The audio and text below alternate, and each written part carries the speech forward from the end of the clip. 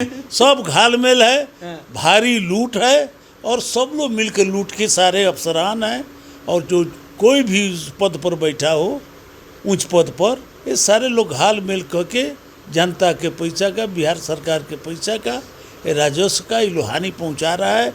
इनके कोई स्कीम से कभी कहता है कि मूस बांध खा गया, कभी कहता है कि कुछ हो गया। तो ये सब कहने से, बहानेबाजी से नहीं चलेगा। कहीं ना कहीं ये भारी घपलेबाजी है, अब जिसके चलते बिहार बर्बाद हो। ये भी तो सवाल है कि जो केंद्र में बैठे हुए लोग हैं, वे लोग बिहार को अगर दोहरी मानसिकता से नहीं देखते तो ये स्थिति बिहार की नहीं होती। बिहार जबकि 40 सांसद सर पूरा एक बार थोड़े दे देगा, सबका समय है ना, सदन तो दे रहा है ना। 14 में बोले थे मोदी जी से। केंद्र सरकार बिहार में अपने से बांध बनने आएगा, अपने से स्कीम आएगा। बच्चा जब तक नहीं रोता है, माँ उसको दूध नहीं पिलाती है, तो माँ दूध नहीं पिलाती है। केंद्र सरकार कौना आपके कौन ऐसा करनामा है जिसमें ढाका में रुपये लेके आपके लिए पहुंच जाए। बिहार को रुपये की आवश्यकता है, धन की आवश्यकता है, लेकिन आप योजना बना के भेजिएगा तब तक केंद्र रुपया देगा।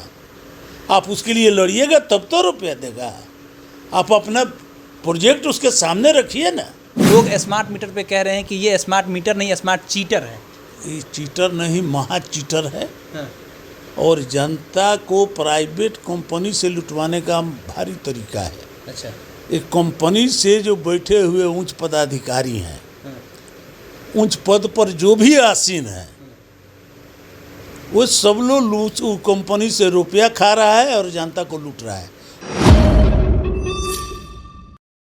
बिहार में बाढ़ है या बाढ़ में बिहार है, इस सवाल का जवाब अभी मिला ही नहीं है। लेकिन सबसे ज़्यादा सवाल इस बात के लिए हो रहा है कि अशोक चौधरी कह रहे हैं कि बिहार सरकार के जो जल संसाधन मंत्री है, अगर वो तैयारी किए होते तो बिहार को ये दिन नहीं देखना होता। कोसी ने जिस तरीके से तांडव मचाया है, सीमांचल के इलाका की बातें कर ले, मिथिलांचल की या उधर के इलाके की कोई भी बातें कर ले, वहाँ बहुत ज़्यादा स्थिति खराब है। इन सारे मसले पर बात करने के लिए हमारे साथ में MLC महेश्वर सिंह है। सर, कैसे देख रहे हैं, बिहार सरकार ने क्या पहले से तैयारी नहीं किया था? इसके ऊपर में सवाल उठा रहे हैं अशोक चौधरी। सवाल इस बात का है कि बाढ़ तो प्रतिवर्ष आती है जी, कभी प्रलय के रूप में, कभी महाप्रलय के रूप में। हर साल बिहार से बाढ़ प्रभावित हो जाता है जी। नेपाल में जब भी बारिश हो, अब ज़्यादा पानी आवे तो बिहार में बाढ़ का आना स्वाभाविक बात है।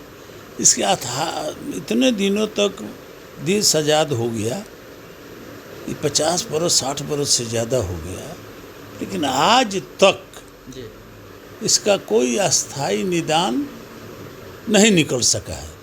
ये तो सरकार की कहीं ना कहीं कमजोरी है। कोई भी सरकार रहा हो, इस पर ध्यान नहीं दिया, काम नहीं किया इस पर, और बाढ़ का पानी चला गया, फिर जस का तस स्थिति। तो साल भर जो किसान अपना खेती करते हैं, बाल बच्चों के लिए, अपने माता पिता के लिए या समाज के लिए, सब जगह हानि पहुंच जाता है। एक बार बाढ़ आवे तो सब बर्बाद होके चला जाता है, तो लाखों लाख लोग प्रभावित हो जाता है जी। तो इसलिए इसकी तैयारी पहले से होनी चाहिए थी। अगर अशोक चौधरी जी कह रहे हैं तो कहीं ना कहीं सरकार में कमी होगी, तैयारी में कमी होगा, और इसलिए अब फ्लड फाइटिंग है, इसके लिए बांध नहीं टूटे, इसके लिए हर साल खर्च होता है। तो कमी कहाँ रह जाती है, ये तो जांच का विषय है। जांच होनी चाहिए कि अरबों रुपया का बजट है, अरबों खरबों का बजट है, इसके बावजूद भी कच्ची बांध और बांध टूटता रहे और बाढ़ आता रहे, कोई डैम नहीं बने, कोई इसका स्थायी निदान नहीं निकले। आज इस गवर्नमेंट को लगभग 19 बरस हो गया, तो इनको भी निदान करना चाहिए था। पहले का गवर्नमेंट था, 15 बरस लालू यादव जी रहे, उसमें भी कोई निदान नहीं निकला। उसके पहले कांग्रेस का शासन था, उसमें भी कोई निदान नहीं निकला। तो किससे आशा रखा जाए? अगर अशोक चौधरी जी बोल रहे हैं कि तैयारी नहीं था, तो मंत्रिमंडल के अंग है, हम तो नहीं सुने हैं, आपके कहे अनुसार अगर बोल रहे हैं तो कहीं ना कहीं कोई कमी देखे होंगे तभी बोल रहे हैं। नहीं, सवाल ये भी है कि जनप्रतिनिधि लोग जो जीत करके जिस क्षेत्र से आते हैं उधर भी तो स्थिति वहीं रहता है। वे लोग भी अपने अगर क्षेत्र में काम करते तो ये स्थितियाँ ना होती। आप जिस इलाके से आते हैं सर, उधर की स्थिति देख ले, चाहे वो संग्रामपुर की बातें कर ले, जितवारपुर की बातें कर ले, नगदहा की बातें कर ले, चटिया दियर की बात कर, उधर भी ये सारी स्थितियाँ हैं, बाढ़ से लोग प्रभावित हो रहे हैं। तो जो विधायक जीत करके आ रहे हैं उन लोगों को भी तो अपने क्षेत्र में काम करने की ज़रूरत है सर। ना सिखिया की तरह बात मत कीजिए। जी, विधायक को क्या मिलता है कि वो उससे बाढ़ का पानी रोकाएगा? सदन में सवाल उठाएंगे। सवाल ये को दुगो उठता है।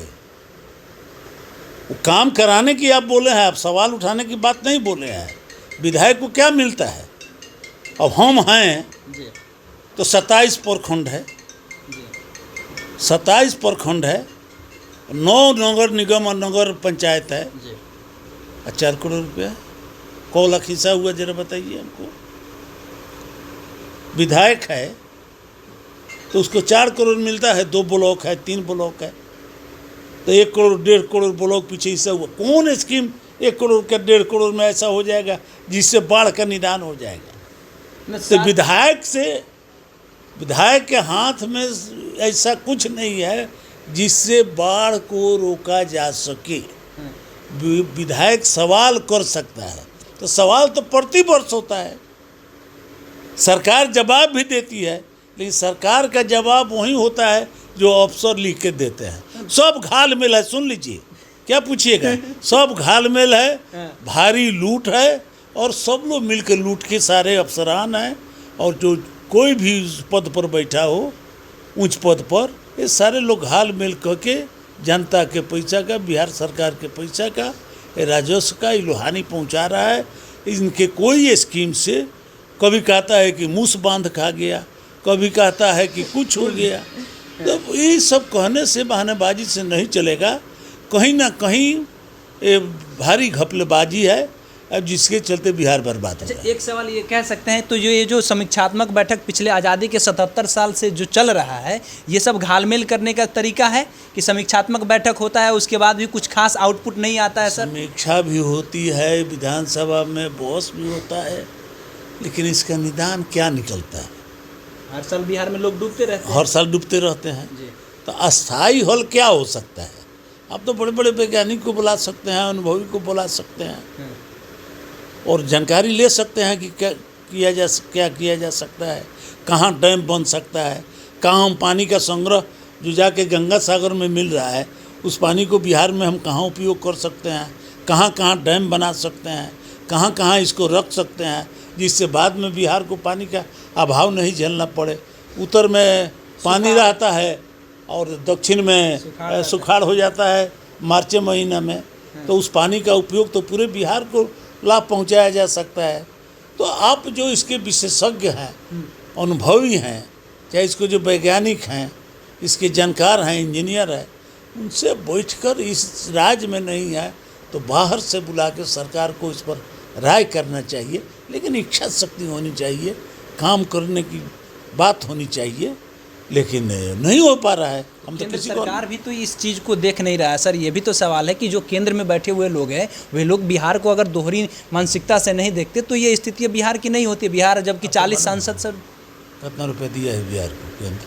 अभी तो विशेष पैकेज भी पूरा नहीं मिला सर। पूरा एक बार थोड़े दे देगा, सबका समय है ना, सदन तो दे रहा है ना। 14 में बोले थे मोदी जी। मतलब केंद्र सरकार बिहार में अपने से बांध बनने आएगा, अपने से स्कीम आएगा। बच्चा जब तक नहीं रोता है, माँ उसको दूध नहीं पिलाती है, तो माँ दूध नहीं पिलाती है, केंद्र सरकार कामना आपके कौन ऐसा कारनामा है जिसमें ढाका में रुपये लेके आपके लिए पहुंच जाए? बिहार को रुपये की आवश्यकता है, धन की आवश्यकता है, लेकिन आप योजना बना के भेजिएगा तब तक केंद्र रुपया देगा। आप उसके लिए लड़िएगा तब तो रुपया देगा। आप अपना प्रोजेक्ट उसके सामने रखिए ना, तब तो वो काम करेगा। ऐसा ही कह दीजिएगा मुंह से, अब मुंह से ट्रेन पर रुपया 1 बोगी भेज देगा, 5 बोगी रुपया भेज देगा। अच्छा, एक आखिरी सवाल ये ले लेते हैं सर कि आप लोग जनप्रतिनिधि हैं, लोग आप लोग के पास जब आते होंगे तो स्मार्ट मीटर को लेकर के बहुत सारा सवाल जवाब हो रहा है। लोग स्मार्ट मीटर पे कह रहे हैं कि ये स्मार्ट मीटर नहीं, स्मार्ट चीटर है। ये चीटर नहीं, महा चीटर है। हाँ। और जनता को प्राइवेट कंपनी से लुटवाने का भारी तरीका है। अच्छा। एक कंपनी से जो बैठे हुए उच्च पदाधिकारी हैं, उच्च पद पर जो भी आसीन है वो सब लोग लूट कंपनी से रुपया खा रहा है और जनता को लूट रहा है। हमको अपना एक फ्लैट है, उसमें 1500 से 2000 रुपया महीना बिल आता था और एक महीना में हमको आया 16,000 का बिल। एसी चलाए होंगे सर, आप तो एमएलसी है तो आपके ऊपर में लोग कहेगा कि आपके दूधू को 4-4 टन का एसी होगा इसलिए बिल आया होगा। वो एसी पहले नहीं था, वो एसी पहले नहीं था। मैंने स्मार्ट मीटर आया तो हम लोग एसी लगवाए का, मैंने हम एसी चलाते हैं तो स्मार्ट मीटर आया तब एसी लगवाए, उससे पहले से उसके पहले भी एसी चलता था ना। हम 8 दिन नहीं है डेरा पर, ताला बंद करके चले जाते हैं। 8 दिन पर आए, 4 दिन रहे, 16,000 बिजली बिल, 16,000 बिजली बिल हो गया, 18,000 बिजली बिल दे रहे हैं। तो यहाँ चले आए, वहाँ बंद कर दिए। अब सोलर पैनल लगाएंगे, बिजली नहीं लेंगे बिहार सरकार का। नहीं लेना। जहाँ भी घर बनाएंगे, चाहे जहाँ भी डेरा है, वहाँ पर हम सोलर पैनल लगाएंगे, अपना जनरेटर रखेंगे, लेकिन बिहार सरकार का बिजली नहीं लेंगे। तो आप सो एक तो सबसे महंगा है और भारी चोर है ये कंपनी जिसको ये लोग दिया है, और लुटवा रहा है बिहार के गरीब जनता। मर्सिडीज गिफ्ट हुआ है, सुनने में आया कि जो सचिव थे जो मीटर की कंपनी से जिनका टेंडर हुआ था उनको मर्सिडीज गिफ्ट किया गया है संजीव हंस को। अब संजीव हंस का कहानी हम नहीं बता सकते हैं, आप पूरा जानते हैं उनके बारे में क्या क्या कहानी है। वो संजीव हंस हो चाहे जो कोई भी हो, जो भी नीचे से ऊपर तक है सब लूट रहा है, कंपनी का रुपया खा रहा है, जनता की हत्या करवा रहा है। राजा को जानकारी हो रही है कि नहीं हो रही है हमको नहीं पता है, लेकिन राजा की जानकारी में यह बात जाता तो निश्चित रूप से कोई कार्रवाई होती। अगल बगल में बैठने वाले लोग ये जानकारी नहीं दे रहे हैं और पूरा बिहार लूटा जा रहा है। चलिए, तो बिहार को लूटा जा रहा है, ऊपर से नीचे तक जो भी लोग बैठे हुए हैं सभी कोई बस काम नहीं कर रहे हैं, जनता का पैसा लूट रहे हैं। हमने बात किया कि बिहार में जो बाढ़ है इस पर क्या प्रतिक्रिया है आपका, तो ये बता रहे हैं कि पिछले 77 सालों से बस ये सारी चीज़ें कागज़ में हो रही है, कभी मूस बांध को खा जाता है, कभी क्या कुछ हो जाता है, इस पे बातें नहीं होगी, घालमेल चल रहा है। बाकी आपकी क्या प्रतिक्रिया है लिखिएगा कमेंट बॉक्स में। हमारा नाम केशव यादव है, पब्लिक स्टेशन आप देख रहे थे, बहुत बहुत धन्यवाद।